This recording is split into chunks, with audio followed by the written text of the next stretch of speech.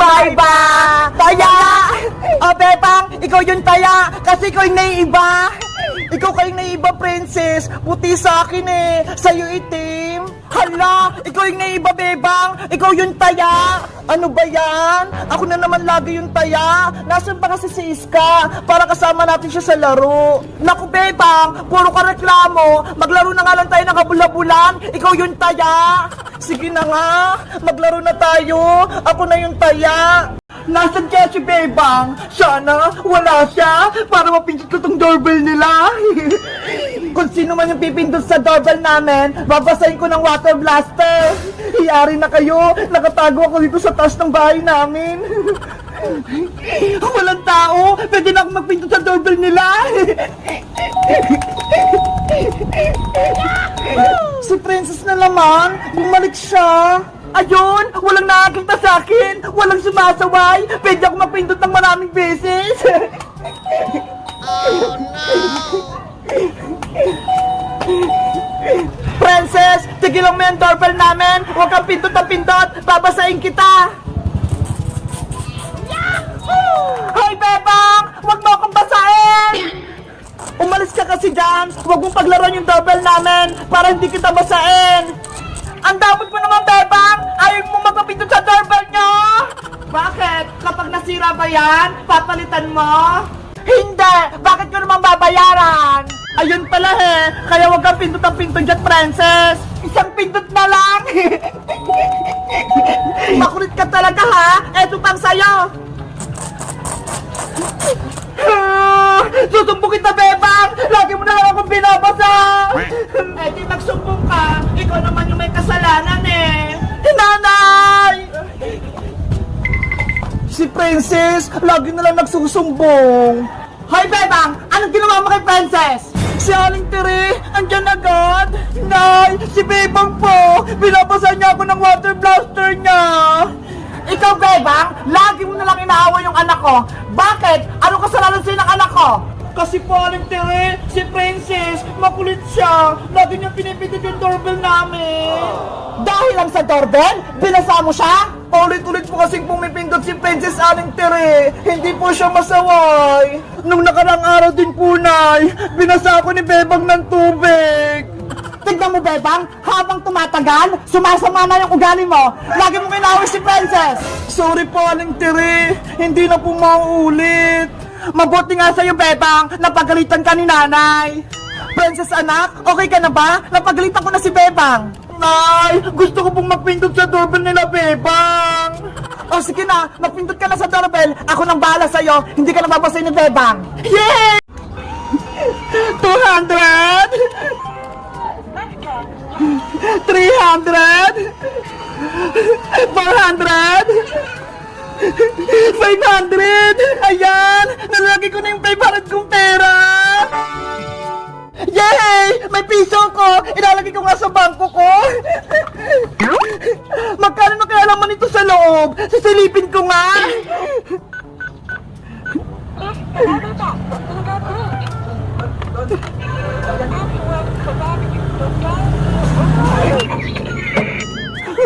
Piso lang naman ang bangko ko. Paano kaya ito makakargahan ng madaming pera?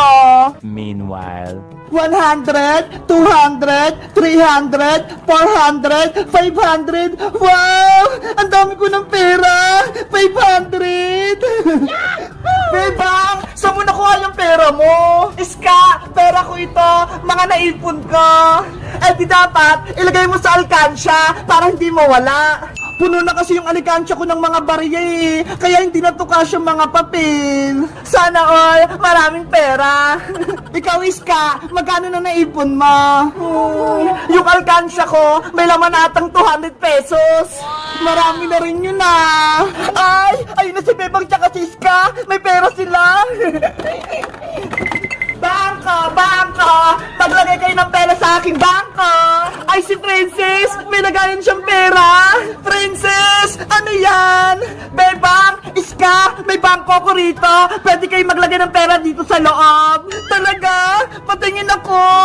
Ito ho! Kahit perang papel, pwede kayo dito maglagay! Wow! Maganda yan! Tama-tama! May perang papel ako dito! Bebang! Pwede mong ilagay yung pera mo dito sa bangko ko! Ako na magtatago! Tapos kinabukasan, magiging doble ang pera mo! We! Totoo ba yan, Princess? O, Iska! Kapag naglagay ka dito ng 100, kinabukasan, magiging 200 na! Ang ganda naman! Pwede kong ilagay yung 500 pesos ko sa bangko ni Princess para bukas, 1,000 pesos na! Tama! Kaya ilagay mo na yung pera mo dito, Bebang! Ako na magtatago! Sige! Paano ba dyan maglagay ng pera, Princess? Ipasok mo lang yung perang papel mo dito sa may butas. Okay, susubukan ka.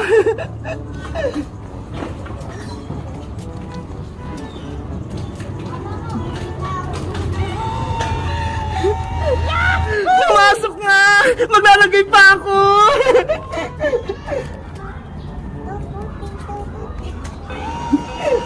$200! 300! 400! 500! Ayan! Nalagay ko na yung 500 kong pera! Ayos! May pera na ako! Hey, Princess! Pera ko yung nilagay ko sa bangko mo! Ayaw nga pala!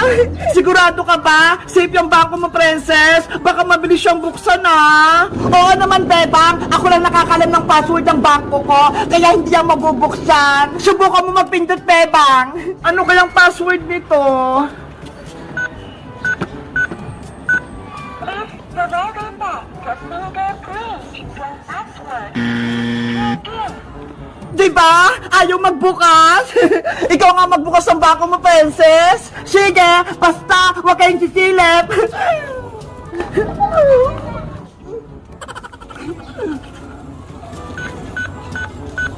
Please provide password correct to door be open. Ayan! Nabuksan ko na yung bangko ko! Ayaw nga! Kita-kita ko na yung pera sa loob! Kaya ano pang inaantay nyo? Magbangko na kayo sa akin para ligtas yung mga pera nyo! Sige! Ako din! Maglalagay ako ng pera sa bangko mo, Princess! Kuha lang ko ng pera sa bahay! Wait lang, Princess! Kuha pa ako ng pera sa alikansya ko para may lagay ko dyan sa may bangko mo! Sige, Bebang! Damihan mo! Diyan ka lang, ha!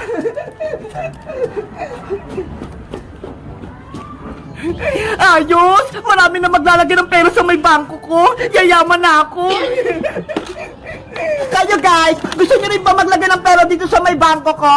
Mag-comment lang kayo kung magkano na naipon nyo! Bye-bye!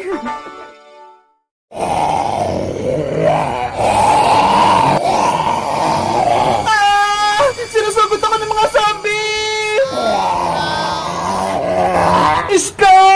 Mama ka sa akin! Ako to! Si Beba! Hindi na nakikinig sa akin si Iska! Zombie na siya! Hindi na siya yung kaibigan ko! Pati si Princess! Zombie din! Paano na ako? Bebang! Sino yun? May nagsasalita! Ako to! Si Magic Lola! Magic Lola! Nagpakita po kayo! Alam ko nasa panganib ka, Bebang! Kaya ako na parito! Magic Lola! Tulungan niyo po ako! Napapalibutan na po ako ng mga zombie!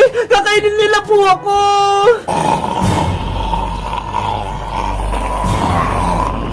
Bayang! May sasabihin ako sa'yo! O ano yun, Bebang?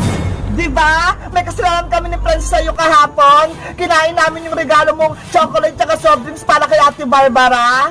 Kaya nga eh, hindi nyo pa yung pinapalitan. Ibalik nyo yun. Para makabawi kami ni Princess, may naisip kaming plano. Ano na naman yun? Baka kalokohan na naman yan, Bebang. Naisip namin ni Princess, kunwari, gagawa tayo ng kasal-kasalan yun ni Ate Barbara. Gusto mo ba yon? Talaga? Ikakasal kami ni Barbara? Oo, pero hindi yung totoong kasal. Kunyari-kunyarian lang. Ayos! Gusto ko yan, Bebang! Mabeti ka na, Boyang! Tatawagin ko lang sa Ate Barbara at dito sa garden, yung gaganapin kasal-kasalan yung kunyari. Sige, magbibis din ako para maging pogi ako sa kasal-kasalan namin. Okay, pupunta lang ako sa bahay. Kita-kita tayo dito mamaya. Yay! Ikakasal kami ni Barbara! Kuha ko ng magandang damit sa bahay! Ate Barbara! Ate Barbara! Lumabas ka na dyan! Ano ba yung Princess? Kanina ko patawag ng tao dyan ah! Ate Barbara, may gagawin tayo! Sumali ka sa laro namin! Ayoko nga! Hindi na ako bata na! Para makipaglaro! Please! Ate Barbara! Ngayon lang to! Makipaglaro ka lang sa amin ni Bebang! Ano ba kasing laro yan? Maglalaro tayo ng kasal-kasalan, tapos ikaw yung ikakasal. Ano? Ako yung bride? Oo, ikaw yung matanda sa amin eh. Kami naman ni Bebang, yung flower girl. Sino naman yung pakakasalan ko? Secret! Hindi pa namin pwedeng sabihin. Ano ba lang? Pa-secret-secret pa? Ano? Sasali ka ba, Ate Barbara? Sige na nga, para naman makita niyo yung kagandahan ko. Yay! May kipaglaro sa Ate Barbara ng kasal-kasalan. Wait lang, Princess. Magpapaganda lang ako. Okay po, Ate Barbara. Diyan ka lang muna. Isasara ko lang tong pinto. Princess, nasa na sa Ate Barbara? Umalik naman siya sa kasal-kasalan. Oo, Beba. Nasabihan ko na sa Ate Barbara. Magpapaganda lang doon siya sa may kwarto. Alam niya ba na si Boy yung magiging partner niya? Hindi ko sinabi para ma-surprise siya. Baka mamaya hindi siya pumayag kapag nalaman niya si Boyong eh. Ayos! Ang galing natin! Wait lang, Beba nga. Kukunin ko lang yung gawin na gagamitin na Ate Barbara sa kasal. Ako din! Kuha ko ng mga bulaklak para gamitin sa kasal-kasalan!